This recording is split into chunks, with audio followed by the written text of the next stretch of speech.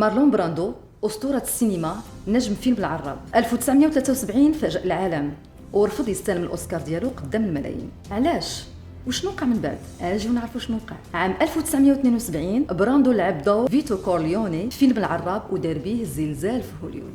الجمهور والنقاد اتفقوا على ان هذا الدور من اقوى ما دار في حياته، وطبيعي يربح به الاوسكار كافضل ممثل. نهار الحفل الناس كاملين كيتسناو براندو يطلع ياخذ الجائزه ديالو، ولكن اللي طلعت كانت ساشن ليتل فادر، ناشطه من السكان الاصليين ديال امريكا ولابسه اللباس التقليدي ديالهم، وقالت بكل وضوح مارلون براندو كيرفض يستلم الجائزه احتجاجا على الطريقه اللي كتعامل بها هوليوود الهنود الحمر. القاعه سكتات، شي ناس صفقوا وبزاف ديال الناس صفروا عليه.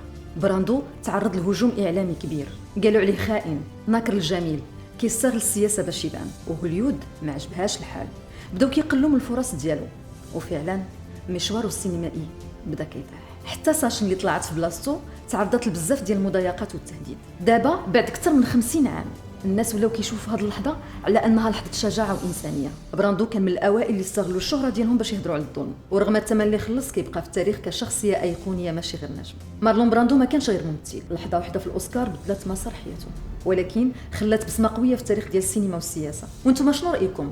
واش براندو كان على حق؟ كتبوا لنا في التعاليق وخلوا لنا لايك واشتركوا في القناه باش يوصلكم كل جديد.